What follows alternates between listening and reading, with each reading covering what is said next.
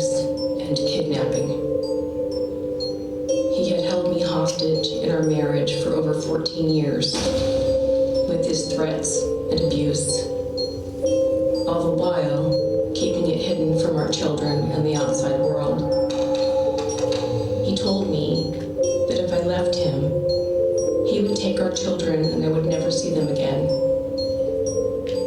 And I believed him because he held the power. But as our children got older, they began to catch on. And on July 2nd, 2007, our then 8-year-old son stepped between us screaming, "Leave my mommy alone. Leave my mommy alone." Looking up at the father of my children as he towered over us, now focusing his rage on our son, something inside me snapped. And the flicker of the flame that was once my soul exploded.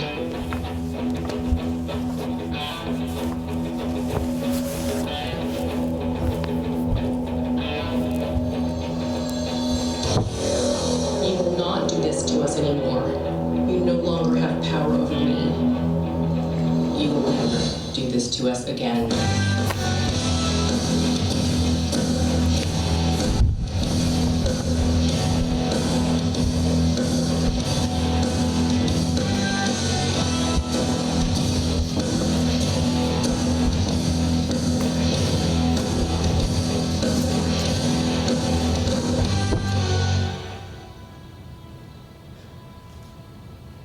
Then everything I believed, everything I knew, everything I thought to be true, vanished. I believed the truth would always prevail. I believed the justice system would always be fair. I believed that I and my children had the same rights as he did. We didn't. Because he held the power.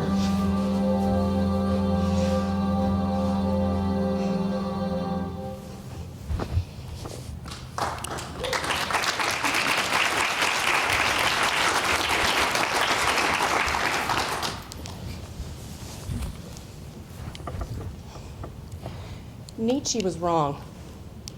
His famous saying, "That which does not kill me makes me stronger," has inspired generations of people, including myself. That is, until I figured out that he was wrong. Well, he was partially right. That which does not kill me can make me stronger, but it can also fill me with hate, make me bitter, turn me into a victim, or a perpetual victim, or a bully, in what I call the power trauma cycle. So I've just finished dancing, and I'm obviously out of breath, and you likely think that I'm simply walking around trying to catch my breath, maybe going to shake it out like we dancers do. If, however, I had come to the stage, started my talk, and been out of breath without any physical exertion, you would have likely thought I was nervous. And nervousness is often seen as weakness. It's both. I'm out of breath, and I'm nervous. But think about it. We humans have a really good radar for detecting weakness. It is an adaptation which has helped our species to survive. My name is Lorie Hood, and I'm a neuropsychologist and traumatologist. And I was first diagnosed with PTSD after experiencing what you just saw in my performance piece. And I'd like to share with you how I got from here to here.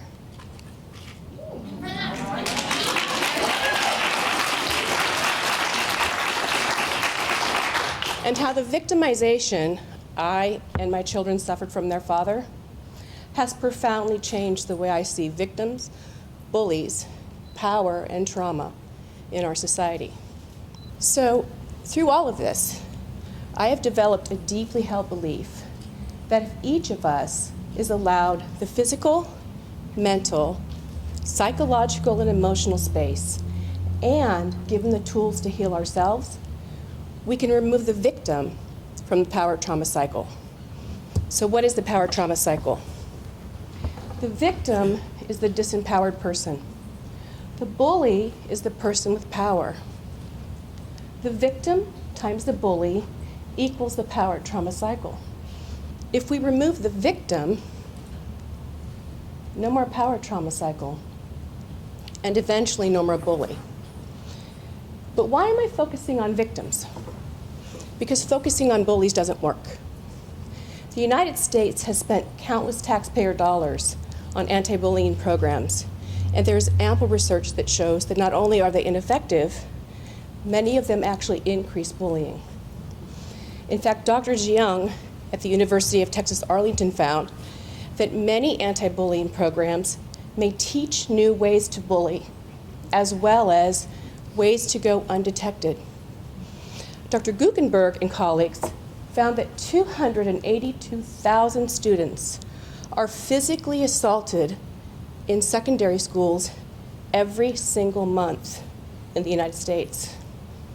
64% of students who are bullied never report it.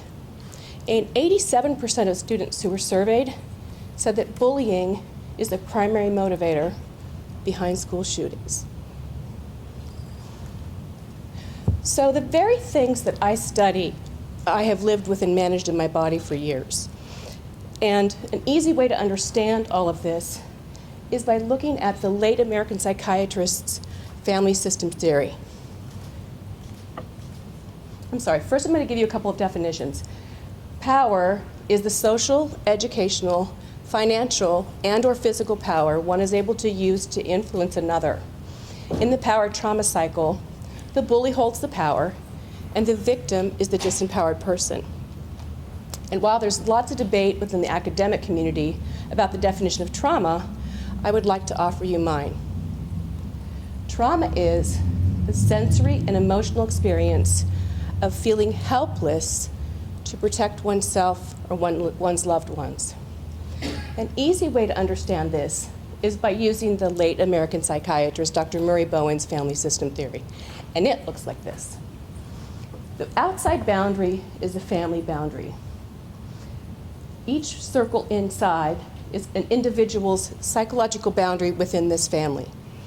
Up top, we have two parents, or one, and around that we call the parental subsystem boundary. And the same applies below to the sibling subsystem. Healthy boundaries act like a cell wall. So reach way back to high school biology and recall that a cell wall is a semi-permeable membrane. It can open up to let things in, and it can close off to keep things out. Think of traumatic experiences as little holes that have been poked into an individual's psychological boundary.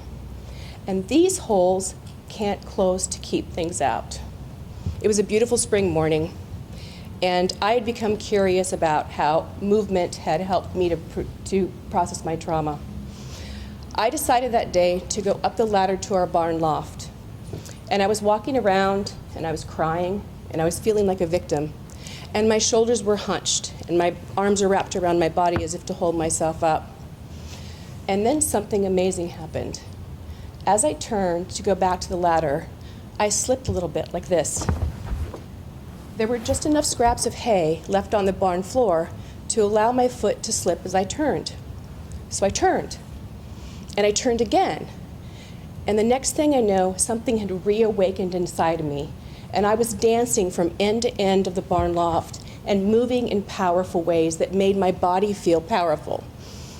So I began to experiment with movements to see how they made me feel emotionally.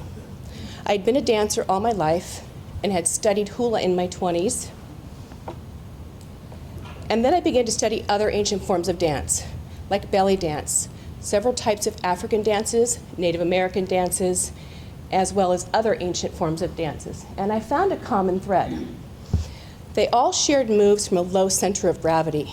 And it was this low center of gravity that helped me to feel powerful.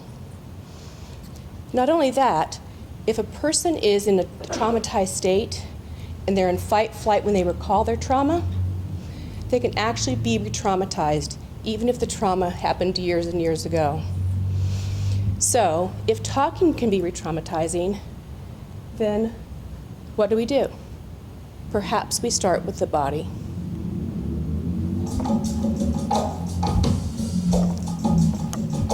One of the basic exercises that I use, I call somatic rescripting, and it goes like this. Find music that makes you want to move powerfully.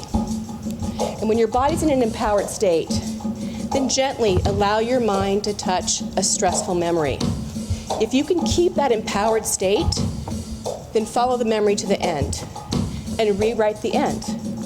Instead of ending your memory feeling helpless and victimized, end the music and memory feeling powerful. We can all do this, just takes time and attention. So find a powerful position. This is generally a squatted position because, well, the ancient people really knew what they were doing. In doing this, what you're doing is actually re-scripting your own memories. Not only that, you are showing what non-victimhood looks like for all of those around you. Starts with us and our children. So how many of you ever handed a baby to someone who either reached for or asked to hold the baby? Yeah, it's pretty common in our society. So when my children were younger, I was very cognizant of protecting their boundaries because my boundaries had been violated. And when someone would reach for them, I could feel their resistance. And so, knowing they couldn't speak for themselves, I would say, politely, no, he doesn't want to be held by anyone but me right now. And it's amazing how many people get really pissed off when you don't just hand your baby over. But this is where it starts. This is where those boundaries are either strengthened or weakened. So for people who care for children, think about the power trauma cycle. For children and those who can't protect themselves, it is our job as individuals and as a society to protect them until they can. For those of us who can protect ourselves and simply don't know how, it's time to learn. Because for every victim that we remove from the power trauma cycle, we remove one more person a bully can victimize. And if we keep it up, we might just change the world. Thank you.